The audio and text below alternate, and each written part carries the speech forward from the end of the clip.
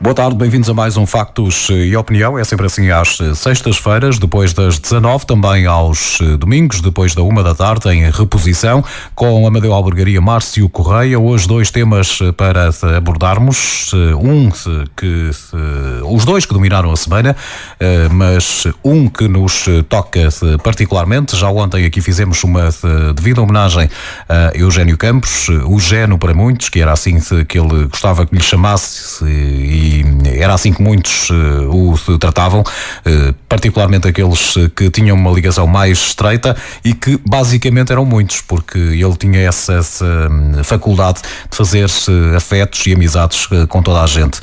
Eugénio Campos, uma referência da cultura feirense, uma vez que tinha ligações praticamente a todo o meio associativo, sempre uma palavra amiga, sempre disponibilidade, mesmo que tivesse que ficar no cineteatro até de manhã, fazia-o sem dar conta, sem se perceber que os minutos iam passando. Isso mesmo me disse também na última entrevista que tive o privilégio dele me facultar. Quando dava conta, olhava para o relógio, estava na hora de ir tomar banho e se pegar ao trabalho nas funções que ele tinha na EDP.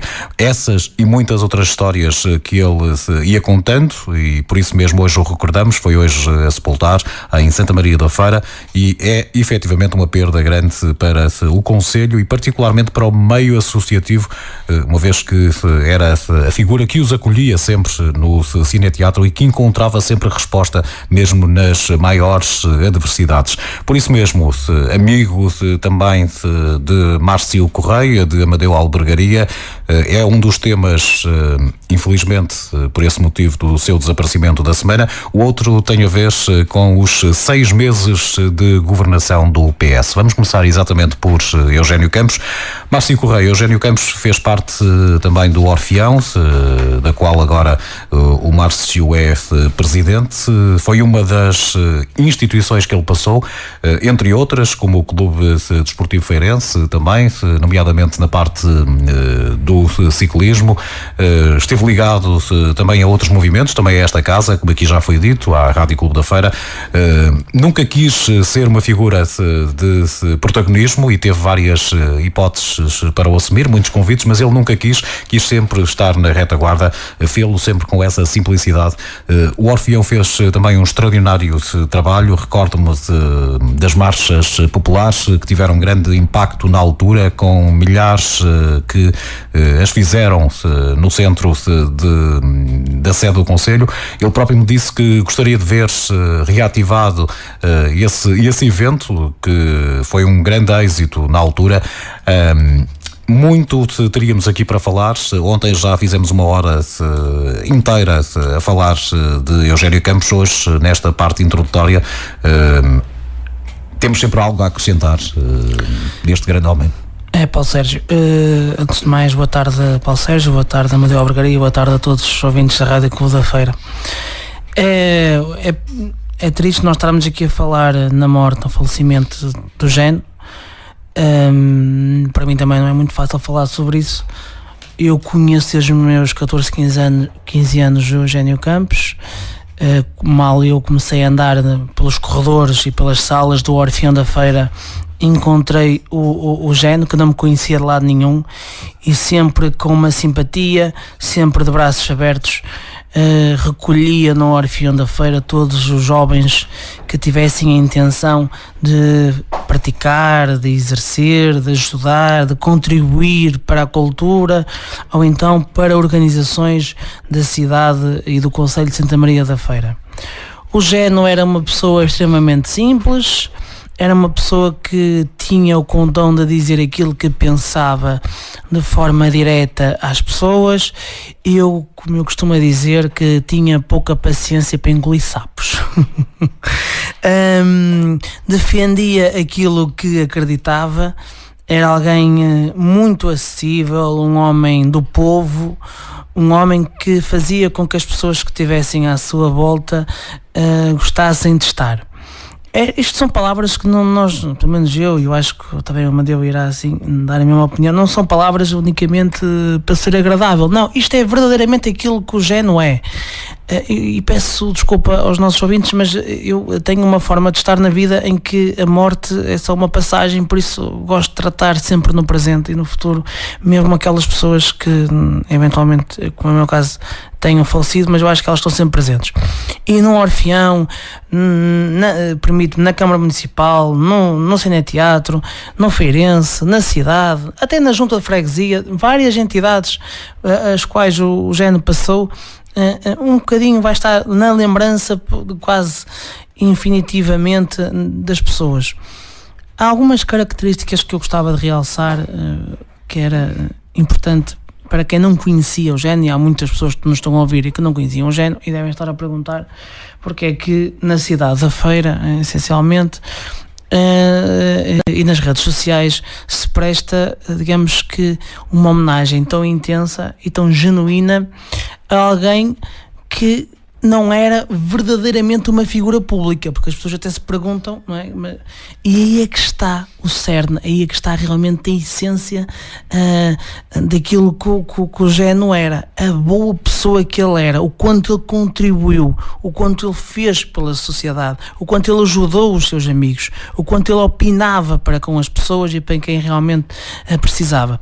E isso fazia com que realmente se criasse uma empatia imediata, uma empatia agradável e uma empatia que fazia com que as pessoas, mesmo aquelas que tiveram pouco contacto com ele, o recordassem e o recordem até à presente data.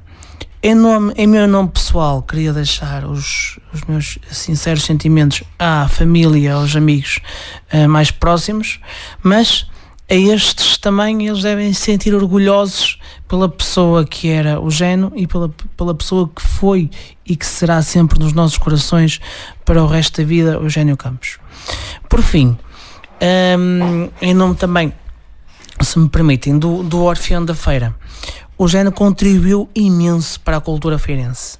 Aliás, o Paulo Sérgio já referiu as marchas sanjoaninas, que durante anos ele foi diretor e com muita alma levou com que as marchas do Orfeão da Feira se tornassem muito conhecidas, fizesse com que milhares de pessoas viessem assistir o fogo de artifício, o concurso das marchas, envolvia um conjunto de pessoas de várias freguesias do nosso concelho e também o restante, porque havia um trabalho feito pelo Eugénio no Orfeão da Feira e noutras instituições que não era muito visível, mas era ele que lá estava. E eu pessoalmente posso lembrar-me das mini-olimpíadas, em que ele muitas das vezes tratava de muita coisa referente às mini-olimpíadas e as coisas apareciam feitas e era o Eugénio com mais alguns amigos e com a sua liderança que ia ajudando o Sr. Rogério Portela, presidente de então, a que realmente as coisas se consumassem e fossem em diante e tivessem sucesso. E isso era uma forma de aprendizagem daquilo que é o associativismo sem interesse, daquilo que é o pessoal, daquilo que é o associativismo de interesse para o concelho e para as pessoas. E certamente que o Eugénio Campos foi o exemplo e é o exemplo real e verdadeiro de alguém que contribuiu genuinamente para a comunidade. Muito bem, Amadeu Albergaria, boa tarde. É efetivamente uma grande perda. Também lidou com ele como vereador da cultura e teríamos aqui infindável número de histórias para contar desses momentos, não é? Mas acima de tudo é o amigo que está ali, o confidente muitas das vezes, não é? E ele funcionava também às vezes como o consultor. Havia muita gente que recorria ao Eugénio Campos para pedir opinião de várias coisas que se passavam no concelho e ele dava sempre a sua opinião, não querendo vincular-se a nada, mas dizendo, esta é a minha opinião, não quero dizer que seja certa. Era uma forma que ele tinha de ir dizendo as coisas por outras palavras, não é? Boa tarde. Muito boa tarde a todos. Cumprimento o Márcio Correia, cumprimento naturalmente o Paulo Sérgio e todos os nossos ouvintes. De facto, hoje o Concelho de Santa Maria da Feira, a cidade da Feira, despediu-se do Sr. Eugénio Campos, onde a melhor, ou uma das possíveis definições é que hoje Santa Maria da Feira despediu-se de um homem bom. O Concelho da Feira tem uma tradição longa dos chamados homens bons da terra, e hoje despedimos-nos de um deles. É verdade a comoção que se apoderou, em particular da cidade da Feira, mas o Sr. Eugénio Campos tinha uma rede de amigos espalhada por todo o concelho, mas a verdade é que aqui na cidade da Feira existiu uma comoção generalizada e também uma comoção que foi desde os mais jovens até às pessoas mais velhas, porque o Sr. Eugénio tinha também essa característica que era de ser amigo não só dos mais jovens, muitas vezes era amigo do pai e depois já também dos filhos, e acompanhava o percurso de cada um. Para mim era imperioso deixar aqui uma palavra, mas é muito complexo porque eu era amigo e sou amigo pessoal do Sr. Eugénio Campos, que aprendi a respeitar, a admirar, a ouvir, e portanto considero que, perdendo um amigo, também o concelho perdeu uma das suas figuras, porque era das pessoas que fazem as coisas acontecer. Ele fazia muito as coisas acontecer, estava ligado a um conjunto enorme de associações locais, não estando ligado a elas, ajudava a fazer com que as coisas e as suas realizações fossem possíveis, e nós pudemos ver que desde as escolas do primeiro ciclo até a diferentes grupos teatrais, a diferentes associações, a diferentes instituições, todas elas a prestarem a homenagem ao Sr. Eugénio, porque de facto ele, sendo um homem do teatro, não era um homem, também, apesar de por vezes pisar o palco, não era um homem do palco principal, da boca de cena, mas era um homem do backstage, e não há nenhum espetáculo, não há aplausos no final de um espetáculo se não houver quem cuide do antes e cuide do depois. E até aí, Amadeu, porque ele se resguardava, porque quando começava o espetáculo ele metia-se lá no cantinho dele que ninguém sabia, lá no meio dos fios, não é? Sim, íamos muitas vezes ter com ele, estávamos juntos com ele nesses momentos. Tinha um trabalho imenso em várias áreas.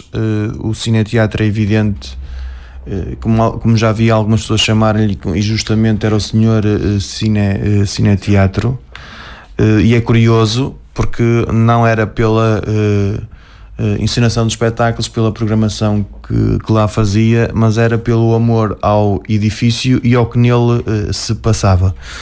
Precisamos de perceber que durante muitos anos o cineteatro, ou melhor, durante alguns anos o cineteatro esteve praticamente sem ocupação. Depois o edifício foi sendo paulatinamente recuperado, e ele foi um dos grandes obreiros, ou o grande obreiro dessa recuperação, e em cada alteração, em cada pormenor que colocava, tinha uma alegria imensa em mostrar, em melhorar, mostrar aquilo que estava a ser feito, e depois uma participação extraordinária, sempre com todos as pessoas que usufruíam do espaço do cineteatro, ajudando, recebendo as pessoas, levando-as para os camarins, mas depois ajudando também na concepção dos desenhos de luz, ajudando no som, resolvendo sempre os problemas de última hora que surgiam.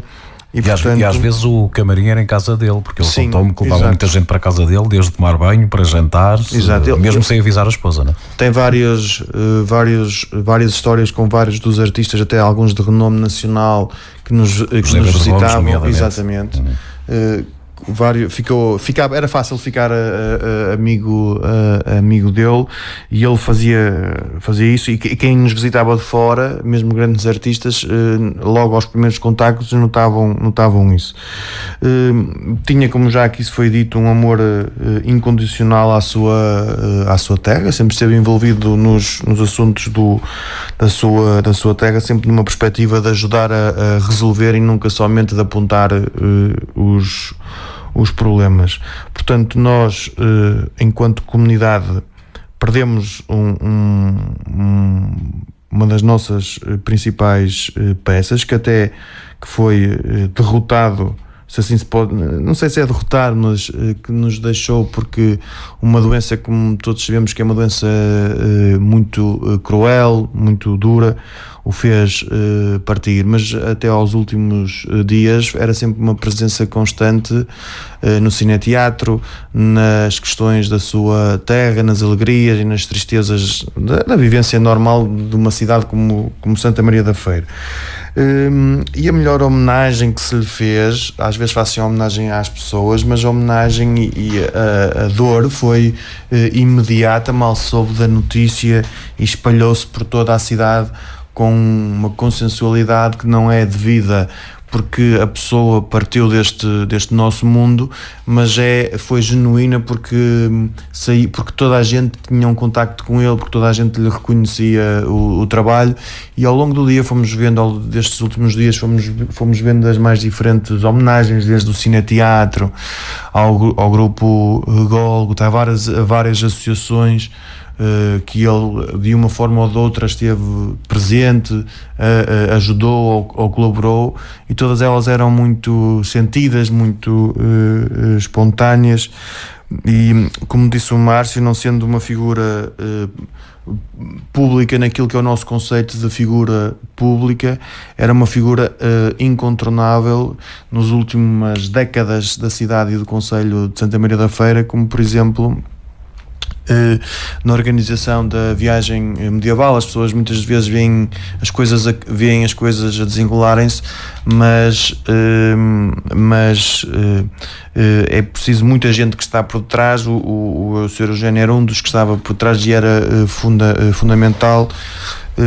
Uma das coisas, e é única, tenho obviamente muitas recordações e muitas histórias em conjunto, porque não havia uma relação entre um vereador e um funcionário, mas era uma relação entre dois amigos, e na viagem medieval houve uma edição em que a partir de determinada hora era preciso dar a indicação de fechar a luz, e eu recebia sempre um telefonema do Sr. Eugénio a perguntar se podia encerrar, se podia fechar a luz.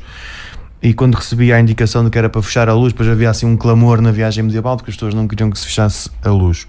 E eu no outro dia, quando soube a notícia logo de manhã, pensei que alguém lhe tinha dado ordens para fechar a luz, mas se calhar não se fechou a luz, porque a luz dele continuará aqui presente nos seus amigos. E alguma das coisas que ele ensinava muito aos jovens e a nós, nomeadamente o apego à terra, talvez tenha criado também raízes, tenha passado para os seus amigos, e a luz dele vai continuar a brilhar bem alto.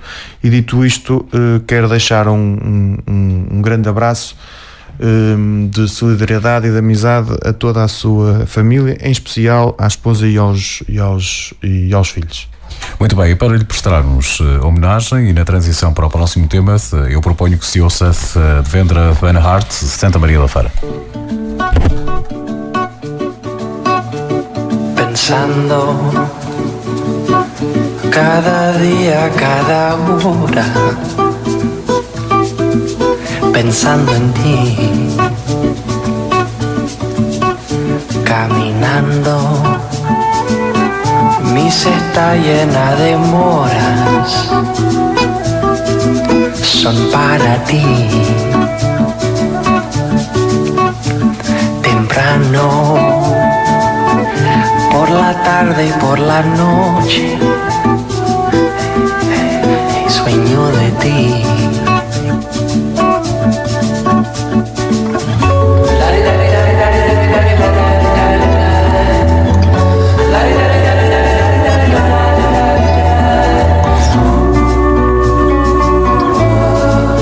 Comiendo pera en Santa María de la Feira. Qué placer ir. La gente buena solo goza, nunca hay pena.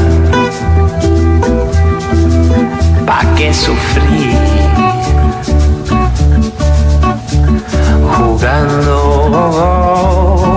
en el mar, en la arena, viviendo así.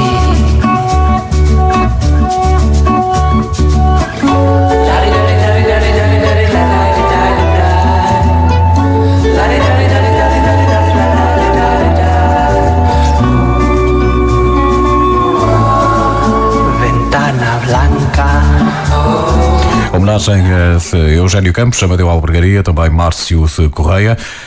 Vamos entrar então agora noutro dos temas da semana, que tem a ver com os 6 meses de governo do Partido Socialista e da coligação, naturalmente. Passaram 6 meses desde que António Costa conseguiu assinar 3 acordos paralelos com o Bloco, com o PCP e o PEV para se formar governo, depois de rejeitado o programa do Executivo PSD-CDS. Entre o difícil exercício de manter coesa uma geringonça, que tanto se fala, de partidos diferentes que tendem a aumentar a despesa pública e também conter o déficit. Vamos avaliar estes 6 meses de gestão de António Costa e do seu governo. Márcio Correia, positiva, negativa, ou para já ainda é cedo para fazer uma avaliação concreta? Bom, fazendo uma avaliação dos 6 meses, eu penso que é bastante positiva a atuação do atual governo do Partido Socialista. E, em primeiro lugar, penso que é uma enorme surpresa para toda a gente. A antiga coligação de direita passou uma mensagem que seria uma tragédia, que a nível dos ratings da nossa economia, que iria realmente ser uma tragédia. Pronto, com o sistema bancário, económico, que ia atravessar enormes dificuldades. E aquilo que nós verificamos, acima de tudo, é uma estabilidade governativa, naturalmente com determinadas questões sempre pendentes por resolver, que geram sempre alguma discussão, algum debate político, mas isso a própria coligação direita também o teve. Mas aquilo que vai surpreendendo, inclusive algumas pessoas que lançaram, digamos que votos de alguma negatividade, lembro, por exemplo, o próprio Alexandre Soares Santos, que para quem não conhece ou para quem não sabe, é o líder do grupo Jorge Martins, que levantou algumas suspeitas, mesmo dentro de alguns administradores da SONAI, etc.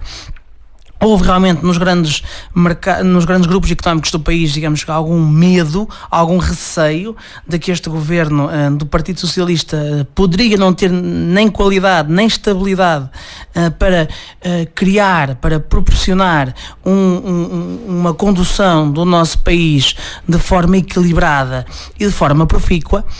E com o passar do tempo há algumas opiniões que são realmente interessantes. A primeira é que este governo de António Costa tem bons ministros, tem ministros devidamente preparados em variadas áreas. Segundo, é que é um governo que tem conseguido criar diálogos com os dois partidos de esquerda, com o Bloco de Esquerda e com o PCP e os Verdes, de forma realmente aberta, coerente, diria eu, de certa forma legal, que tem conseguido ultrapassar as suas dificuldades e, de certa forma, também alguns assuntos que os separa, mas que, acima de tudo, o interesse nacional tem vindo ao de cima e tem feito com que António Costa, dentro do Parlamento, consiga a votação das maiorias que precisa. E depois, convém lembrar algumas decisões e alguns assuntos que durante estes 6 meses poderiam colocar em causa, não é? E dificultar ainda mais a tarefa de António Costa e do governo do Partido Socialista, e que o atual governo tem ultrapassado com sabedoria e com mestria, e tem, aliás, até resolvido assuntos que não contava. Lembro, por exemplo, da questão do Banif, que foi uma enorme surpresa e um enorme rombo nas contas públicas, que afetou diretamente isso, e que a solução proposta por António Costa foi reconhecidamente, pelo menos dos economistas e até do Presidente da República, como a melhor solução dentro das possíveis.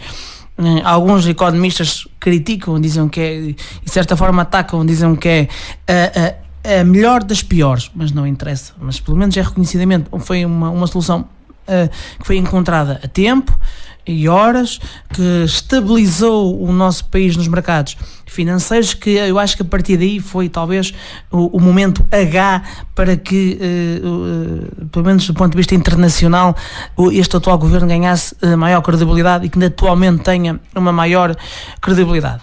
Depois foi cumprindo e está cumprindo com algumas situações que o governo do Partido Socialista, dentro do programa, estava no seu manifesto eleitoral. Ainda não tive tempo para cumprir com tudo, mas desde a reversão da privatização da TAP, por exemplo, também desde agora, mais recentemente, o Simplex 2016, também a questão reverter os contratos da Carris do Metro Lisboa e Porto e STCP, a questão da implementação das 35 horas semanais na função pública também parece que vai em diante, a questão de recapitalizar a Caixa Geral de Depósitos também assim se irá cumprir. Pronto, há um conjunto de situações que eram difíceis, que algumas pessoas questionavam se seria possível o Partido Socialista, isto além daquelas questões mais simples, como a recolocação dos feriados, etc.,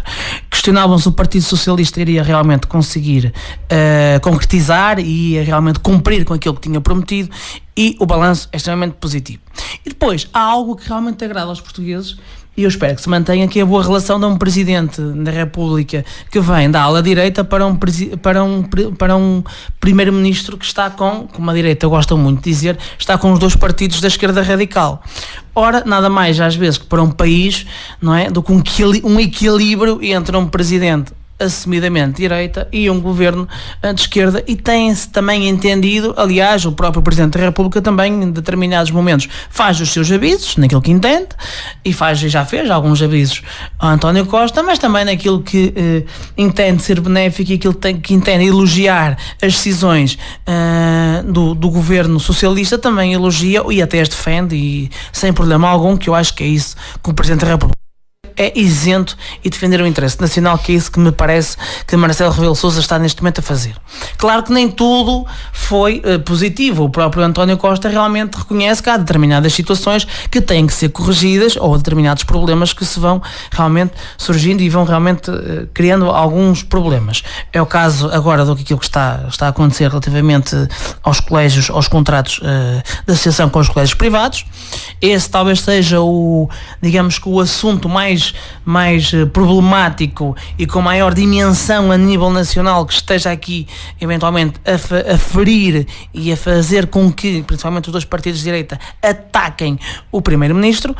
E depois também temos uma outra questão que pode eventualmente lançar aqui alguns problemas do ponto de vista do futuro, que é realmente qual será a situação financeira do país a nível de despesa pública, de déficit, de crescimento económico e depois também de desemprego, que é isto também essencialmente que interessa aos portugueses. Verificamos que a nível de despesa pública a situação está controlada. Aliás, o Primeiro-Ministro ainda hoje na Assembleia da República, e o Amadeu até pode falar melhor do que eu, assim o expôs. Segundo o mesmo, em maio, no final deste maio, as contas vão ficar verificadas que a despesa pública está inferior aos índices do anterior governo.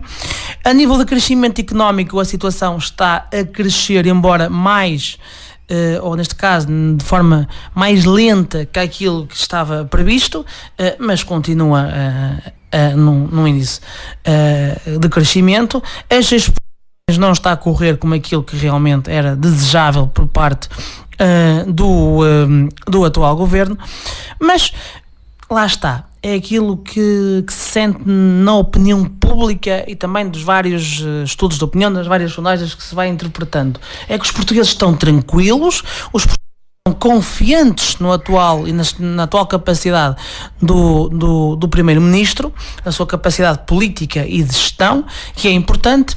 E depois também verifica-se que há alguma confusão da parte se me permite também fazer uma avaliação da oposição, alguma confusão da parte da oposição.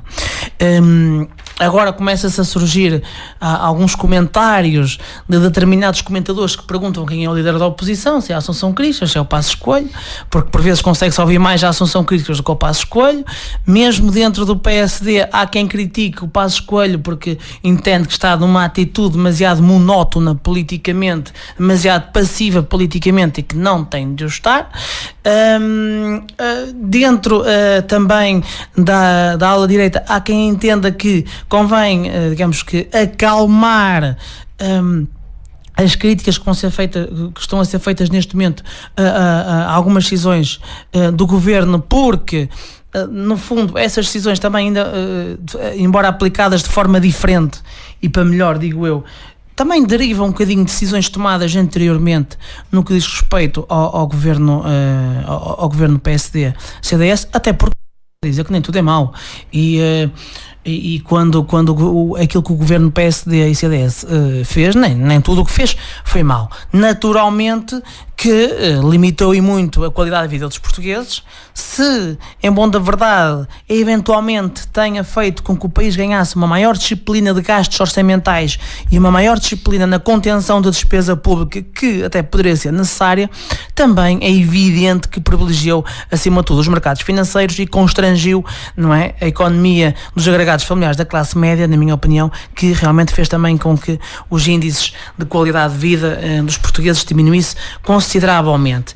E depois, aquilo que é o grande desafio agora, para os próximos meses e para os próximos 2 a 3 anos deste governo de esquerda, é realmente concretizar a estabilidade política e, por conseguinte, a estabilidade financeira que os portugueses desejam da parte de António Costa.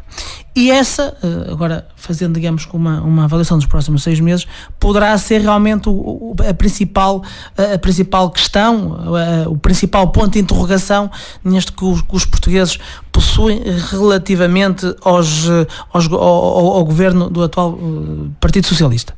Há uma coisa interessante, que agora por acaso a direita também mudou, e digo eu, ainda bem, que era a mensagem de terror de uma esquerda radical e que o país iria viver, digamos que iria se transformar numa anarquia com decisões absolutamente sem sentido político e sem responsabilidade política.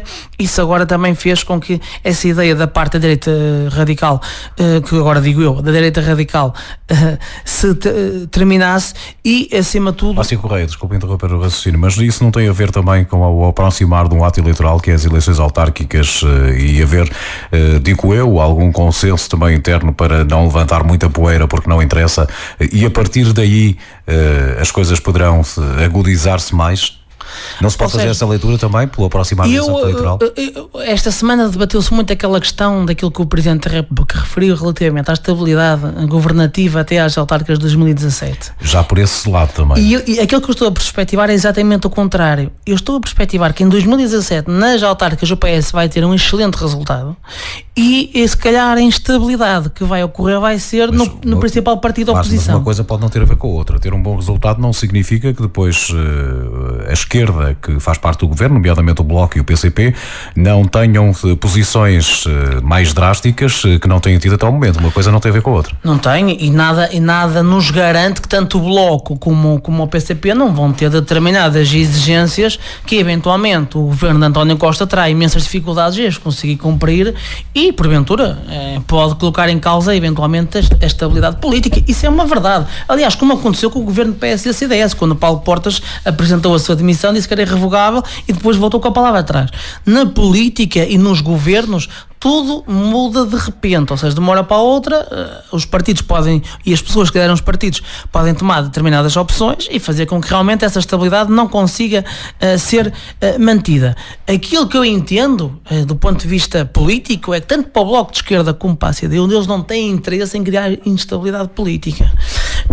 Estão em xeque, eles também estão a ser avaliados pelos seus próprios eleitores e pela própria população, porque a partir do momento em que o governo do Partido Socialista consegue estabilizar um país do ponto de vista económico, consegue estabilizar as contas, consegue implementar determinadas medidas de esquerda exigidas pelos mesmos partidos, podem dizer, não era na sua plenitude, mas parcialmente foram já algumas implementadas. A partir daí, a posição dos partidos de esquerda também não pode ser demasiado restritiva, não pode ser exigir o 100, quando por vezes é preciso ceder. Tem que haver ambas as cedências. Aliás, como até está a acontecer, ou vamos ver o que é que vai acontecer com a questão dos estivadores de Lisboa. Nós estamos aqui também num assunto também delicado. António Costa deu o prazo até hoje, não é? O prazo até hoje, em que se sente que, principalmente ligado o sindicato ligado ao PCP está ali a forçar um conjunto de exigências políticas, e o António Costa já ontem disse, e muito bem, que há um determinado limite, ou as coisas resolvem-se, ou então há uma intervenção do governo para defender o interesse nacional. Isso acho muito bem. Aquilo que eu entendo é que quando se fala em instabilidade, eu, na minha modesta opinião, acho que a instabilidade vai surgir mais do lado da direita do que propriamente do lado da esquerda. Aliás, até faço um desafio, que eu acho que o concorrente de António Costa numas próprias legislativas pode não ser Passos Coelho, mas isto certamente que o Amadeu Albergaria pode responder melhor do que eu. Não sei quem será. Eu pessoalmente... Mas tem uma ideia para dizer isso? Não tenho uma ideia, eu começo a fazer uma análise de alguns comentadores, dentro do próprio PSD. Começo a fazer uma análise de alguns comentadores mais próximos do PSD e começo a interpretar nas entrelinhas que eles vão pensando a mensagem que Passos Coelho pode não ser candidato a primeiro-ministro eventualmente em 2021. Não sei se isso será verdade ou não, mas aquilo que se começa a sentir é que isso é uma hipótese. Muito bem, Amadeu Albergaria terá, tal como o Partido Social Democrata e também o CDS-PP, agora aqui já fora da coligação, mas que fizeram parte, e aqui parece-me que estão mais ou menos de acordo naquilo que se tem ouvido em termos públicos, têm uma visão completamente diferente destes 6 meses de gestão deste Partido Socialista, também com a coligação à esquerda. Por aquilo que tem sido dito, por aquilo que ainda ontem ouvimos do ex-primeiro-ministro, Portugal regrediu nestes últimos meses com vários indicadores que ele próprio enumerou. Tem a mesma posição? Vamos ver. Naturalmente a minha análise da situação política, económica, social e financeira do país é completamente contrária àquela que aqui foi traçada pelo Márcio Correia. Naturalmente é a minha opinião de quem acompanha muito de perto o debate público nacional, não só pelos jornais, mas na primeira pessoa. E portanto não acompanho só aquilo que são os títulos dos jornais, das rádios, das televisões, mas todo o debate e esmagadoramente na maioria das áreas, apesar de saberem que numa das áreas em particular. Mas é também uma opinião que está baseada em um conjunto de indicadores que são no mínimo muito preocupantes, portanto não basta falarmos... E muitos avisos de Bruxelas também. Não basta falarmos, dizer que está tudo bem, que isto vai correr tudo muito bem, quando todos os indicadores contrariam esses argumentos. Mas vamos tentar perder ou ganhar aqui algum tempo. O primeiro é o histórico, já aqui foi falado. E o histórico é de um país que em 2011 foi levado à pré-bancarrota pelo governo do engenheiro José Sócrates e pelo Partido Socialista, mas que implementou... O PSD também. Não, o PSD não ajudou nada a levar o país à falência. O PSD comprometeu-se... Aí nós discordamos, porque um país eventualmente quando passa por dificuldades... Eu ouvi atentamente, mas acho que a culpa não é só do Partido Socialista. Ouvi a argumentação, agora vou tentar... Márcio para tomar as devidas notas e depois no fim daria a réplica. Não vai dar a réplica, eu vou ocupar o tempo todo. Isso não acontece, até porque já não temos muito. Esta é a minha perspectiva. Em 2011 o país foi à pré-bancarrota, não existia dinheiro para pagar pensões e salários. Aliás, isso foi assumido pelo próprio Ministro das Finanças de então. Isso é fruto do modelo de desenvolvimento económico do país profundamente errado. O PSD e o CDS governaram sobre o memorando de entendimento da Troika, tiveram todas as avaliações positivas, restituíram a credibilidade internacional ao país, e em 2015 o país começou embora que gradual e lentamente, mas de uma forma sustentada, uma retoma do ponto de vista económico, do ponto de vista financeiro claramente, e depois era preciso que do ponto de vista social um conjunto de sacrifícios que as pessoas tiveram necessariamente que fazer e fizeram. O facto de termos mandado a Troika embora deve-se à determinação do governo português, mas deve-se essencialmente ao espírito do povo português, à sua determinação, à sua força e coragem em entender aquilo que alguns políticos por questões provavelmente ideológicas, partidárias, de taticismo eleitoral, nunca quiseram compreender ou aceitar ou estarem ao lado do esforço que os portugueses fizeram ao longo destes últimos 4 anos. E a prova disso mesmo é que, quando todos os comentadores, todos os analistas, todos os jornalistas comentadores previam uma estrondosa vitória do PSD e do CDS, isso não se verificou. Aliás, eu quero aqui lembrar que o primeiro-ministro António Costa chegou ao poder porque entendeu que o António José Seguro ganhou eleições por pouquinho. E ele não só ainda não ganhou nenhuma eleição, como as perdeu todas copiosamente. Esta é que é a realidade dos factos. E portanto, quem ganhou, apesar de todo este cenário que se achava altamente improvável, foi a coligação Portugal à frente, que venceu as eleições. E, por exemplo, no distrito de Aveiro, venceu-as estrondosamente, com uma derrota pesadíssima do Partido Socialista, que é liderado aqui no Conselho, no distrito de Aveiro, por uma pessoa que agora é uma figura influente do governo, que é o Dr. Pedro Nuno Santos, secretário de Estado, mas que aqui em Aveiro teve uma derrota estrondosa na sua liderança, porque a coligação Portugal à frente elegeu 10 deputados e o Partido Socialista elegeu 5. Portanto, a avaliação, por exemplo, no nosso círculo eleitoral, foi muito distante de todas as avaliações que se fazem a nível pelo Partido Socialista. Este é o histórico. Depois sabemos que houve algo de inédito na democracia portuguesa. Não ponho em causa do ponto de vista constitucional a legitimidade, mas obviamente que é um governo que está ferido na sua autoridade política, porque o que nós temos é um primeiro-ministro que não foi o homem que venceu as eleições, não foi o partido que venceu as eleições. Nunca na campanha disseram que se poderiam no futuro coligar com partidos da esquerda radical, e aqui é preciso também fazer uma distinção. Eu gosto muito agora desta questão da direita e da esquerda. Na tradição democrática portuguesa essa questão nunca existiu tão vincada como noutros países, mas agora interessa dizer a direita e a esquerda, quando o Partido Social Democrata é um partido de centro, e quem está mesmo agora à esquerda e dominado por forças de esquerda radicais, não só de partidos exteriores, mas de alas radicais, é o Partido Socialista. Mas vamos, naturalmente que os portugueses têm que ter muitas preocupações com o seu futuro, sem alarmismo, mas têm que estar atentos a esta situação, porque eu também me recordo em 2009 de fazer uma campanha ao lado da doutora Manuela Ferreira Leite, que disse em 2009: o país vai bater contra uma parede, o país vai à falência, e nós tivemos uma derrota também muito acentuada contra o engenheiro José Sócrates, porque nesse ano foi o ano em que se subiram os salários dos funcionários públicos, em que tudo parecia que estava a correr sobre rodas, e depois em 2010 começámos a assistir aos cortes sucessivos. E portanto, eu não quero ser um mau agouro, velho do Restelo, mas o que o Partido Social Democrata está a dizer é: todos os sinais são muito preocupantes, o caminho deve ser arrepiado, porque nós estamos exatamente na mesma trajetória que nos levou a um resgate financeiro internacional.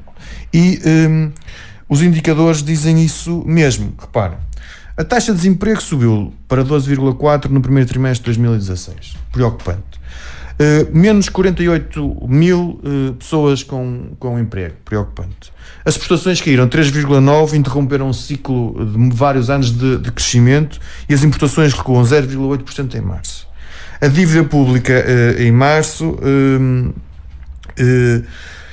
chegou aos 233 mil milhões de euros, e há um aumento de 1,7 mil milhões de euros relativamente ao final do mês anterior. Ao CDE, o indicador compósito avançado está no seu valor mais baixo desde 2013. A execução orçamental, o déficit duplicou no mês de abril. O déficit orçamental duplicou no mês de abril, passando de 823,9 milhões para 1,634 milhões de euros. 56 milhões de euros acima do que se verificava nos primeiros 4 trimestres de 2015. Preocupante, muito preocupante. A produção na construção caiu 5,1% em março. Preços da produção industrial acentuaram a queda. E agora, ao contrário, por exemplo, do que disse que os portugueses estão tranquilos, estão confiantes, a verdade é que Os consumidores perderam a confiança pela primeira vez desde o início de 2013. Depois de vários meses de recuperação, a confiança dos consumidores portugueses caiu em abril. O volume de negócios nos serviços caiu 5,7%. A atividade, segundo o Banco de Portugal, a atividade económica está em queda há 5 meses. O consumo de combustíveis caiu com a subida dos preços. E, portanto, e mesmo aquilo que falou o Márcio sobre as obrigações do Estado, é preciso dizer que as taxas de juros das obrigações portuguesas já estão a refletir uma maior desconfiança dos investidores. Desde a tomada de posse do governo do Partido Socialista, Bloco de Esquerda, Partido Comunista Português e Verdes, as diferenças entre as taxas de juros há 10 anos, portuguesas e espanholas, praticamente duplicaram-se. E hoje Portugal é encarado já não como um país mais próximo da Espanha, da Itália e da Irlanda, mas a aproximar-se perigosamente da Grécia. Isto apesar de políticas europeias que estão a ser tomadas e que estão de alguma forma a servir de almofada, e ainda bem a esta situação, a este agravamento. E, portanto, estes dados, pelo menos nas hostes socialistas, deviam levantar aqui uma preocupação, uma interrogação, mas parece que não levantam. Eu não estou a falar em concreto de Márcio, estou a falar em termos gerais, em termos nacionais.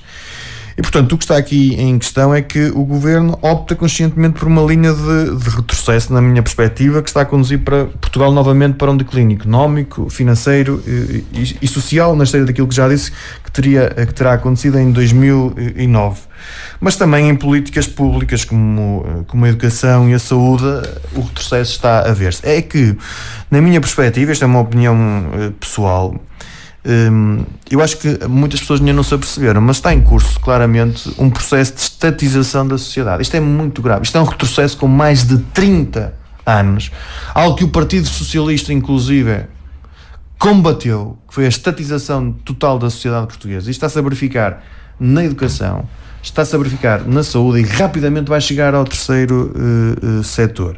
E, portanto, isto é próprio de um governo que não acredita nas pessoas nem nas suas instituições, porque se acreditasse, não fazia algumas das medidas que está a fazer. Portanto, ao contrário das expectativas que tem o Márcio, eu acho que os portugueses estão apreensivos, estão preocupados, já viram este percurso feito uma vez. Vamos ter Passos Coelho ou não? Já viram este caminho uma vez percorrido e não deu bons resultados.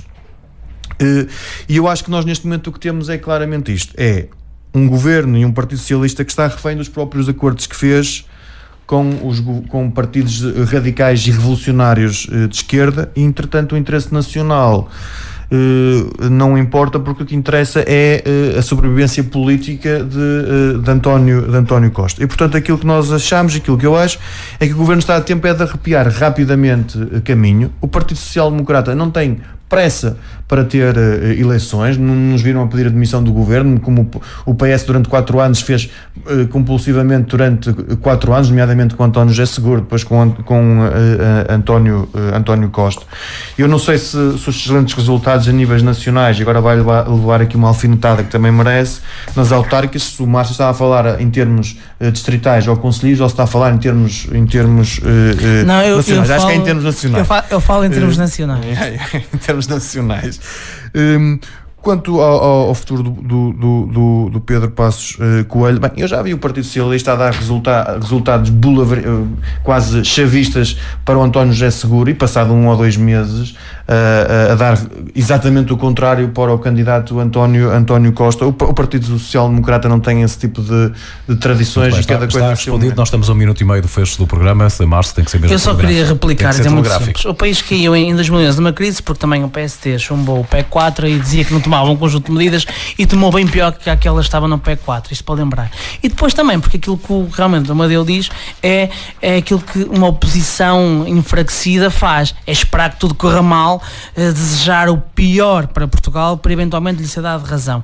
Eu acho que a melhor oposição que nós podemos estar é aquela que apresenta projetos, coisa que o PSD não faz, é aquela que apresenta soluções credíveis e que fazem uma melhoria da qualidade de vida dos portugueses. E nós temos assistido quase continuadamente na Assembleia Assembleia da República, o PSD e o CDS a chumarem tudo e não se preocuparem em apresentar um projeto alternativo aos portugueses. Peço só duas correções muito rápidas. É assim, o PSD e o CDS não estão a chumbar na Assembleia da República porque não têm possibilidade, porque não têm maioria parlamentar. Aliás, é por isso que o António Costa está no governo. Portanto, quem está a usar um rolo compressor de chumbar tudo, como por exemplo chumbar um pedido de parecer de elaboração de um estudo sobre os colégios particulares com contrato de associação, são os partidos da extrema esquerda e o Partido Socialista, e portanto isso não é. Mas hoje há um documento que foi tornado público há momentos que dá razão, da Procuradoria-Geral da República e do Governo. Do Conselho Consultivo. Exatamente. Da Procuradoria-Geral da República. Mas depois podemos analisar isso. Podemos analisar isso, como também há outros parceiros a darem razão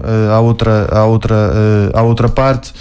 Mas a pergunta que fica é duas perguntas. Não quero regressar muito a 2011, mas reparem, o PSD chumbou o PEC 4. Porquê? Porque o 1, o 2 e o 3 nunca foram cumpridos, por isso é que havia um PEC 4 com o Partido Social Democrata. Houve um memorando que foi cumprido, assinado pelo Partido Socialista, e que foi cumprido. Quanto à falta de propostas, não pode ser porque o PSD apresentou durante o mês de abril 222 medidas como propostas para o Programa Nacional de Reformas, sendo que algumas foram aprovadas, outras foram chombadas pela Muito bem. Pela Nós maioria. temos mesmo que fechar, porque já não passa, é verdade que nós não tenhamos propostas. Não é tirar a palavra, mas já passa mesmo da hora. Temos que fechar. Domingo, reposição entre a 1 e as 2. Já sabe, sempre às sextas-feiras estamos cá para debater a atualidade semanal com a Amadeu Albergaria, Márcio Correia. Bom fim de semana para todos.